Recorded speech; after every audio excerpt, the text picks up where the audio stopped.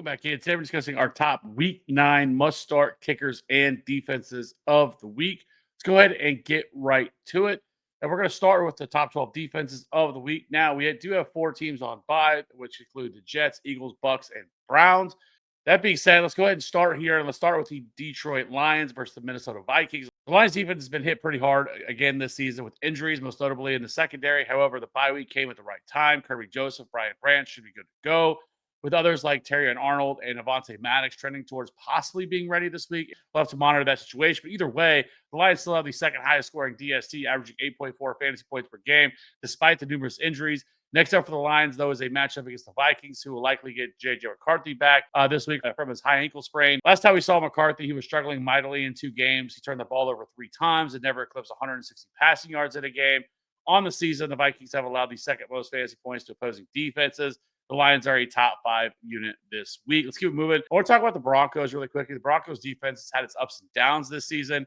The one constant factor has been getting the quarterback. They currently lead the league with 36 sacks. So the next closest team to them is the Rams at 26. They currently lead the league with a 12.3% sack rate and generated pressure on 29% of dropbacks. Now, the Broncos now head to Houston to take on a Texans offensive line that has been one of the worst units in the league this season. Right. One thing that will need to be monitored, though, this week will be the availability of Patrick Surtain, who left with a shoulder/pectoral injury in the second half of their game against the Cowboys. Initial reports from Adam Schefter, the possibility that Patrick Surtain could actually be placed on IR. Either way, I still have the Broncos as a top 10 defense this week. Let's move over to some of our streaming options, and we definitely have some very good ones to offer this week. First, we're going to start with the obvious, and that's the Chargers, roster in 38% of leagues. The Chargers defense is currently ranked as the DST 17, averaging 5.4 fantasy points per game. They are currently tied for the 8th most sacks, the 7th most interceptions.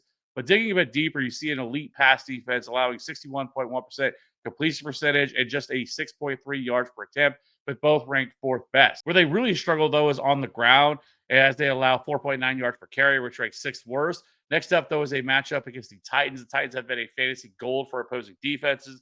The Titans have allowed 4.2 sacks per game, and Cam Ward has the 5th most turnovers.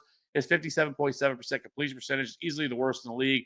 Overall, the Titans have allowed 12.3 fantasy points per game to opposing defenses, which easily ranks worst in the league. So Chargers are my top streaming defense of the week.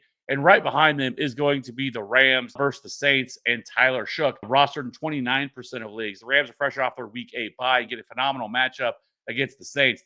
The Rams are currently the DST4, averaging 8.7 fantasy points per game. They have done a very good job of getting to the pressure on quarterbacks. They currently create a pressure on 24% of dropbacks, which has resulted in the 2nd most sacks, only behind the Broncos.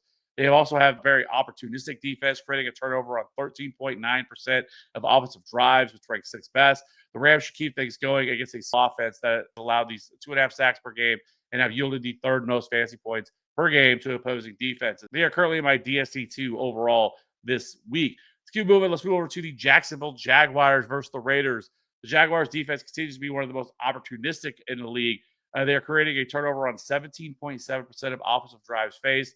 They're also limiting passing attacks to the 6th lowest completion percentage and ranked 17th in yards per attempt. The Jags have also done a very good job limiting rushing attacks, as well as they have allowed just 3.9 yards per carry, which is the 8th lowest rate in the league. Next up for the Jags, a juicy matchup against the Raiders and Geno Smith. Geno's already turned the ball over a league-leading 10 times and have been sacked at the 9th highest rate. Overall, the Raiders have allowed the 4th most fantasy points opposing defenses, and the Jaguars are only rostered in 6% of leagues. So widely available are the Jags in this matchup against the Raiders. Let's move over here to our kickers, and we're going to start with our top streaming options. First is going to be Tyler Loop, making back-to-back appearances in this video. Rostered in 40% of leagues. We talked about Loop last week as one of the best streaming options on the slate, and he paid off, scoring 13 fantasy points. It was tied for the kicker 5 on the week. He converted all 3 of his field goals and all 3 of his PATs against the Bears. Loop has put together a solid rookie season, converting 92% of his field goals. His fall-off happened once Lamar Jackson went down with an injury. Prior to that, he was on pace to be a top 10 kicker. Lamar Jackson is expected to return on Thursday Night Football against the Dolphins.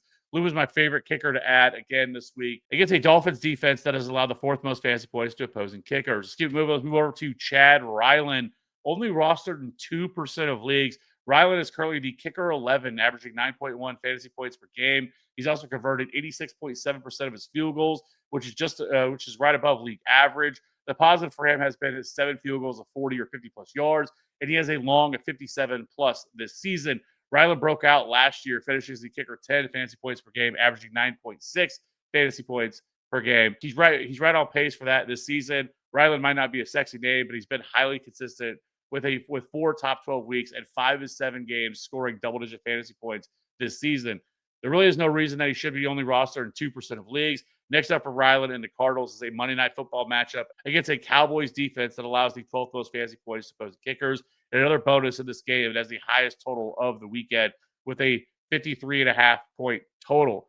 Let's keep moving here. Let's move over to Andy Borregales. While Borregales is the kicker 15 on the season, he's really started to come on over the last 4 weeks. He's the kicker 8, averaging just under 10 fantasy points per game. With how well the Patriots offense has played, it's boosted his floor with his 11 PATs, which ranks 6th highest. He also has finishes of kicker 5, kicker 22, kicker 14, and kicker 6 over that span, making him a much more viable streaming option moving forward. This week, the Patriots take on a Falcons defense that has allowed the 6th most fantasy points to opposing kickers and is a top 12 kicker for me this week. Let's move over to Jason Myers. Myers seemingly never gets the love from the fantasy community. Has been a top 10 kicker most of the year, yet he's available in 87% of fantasy leagues.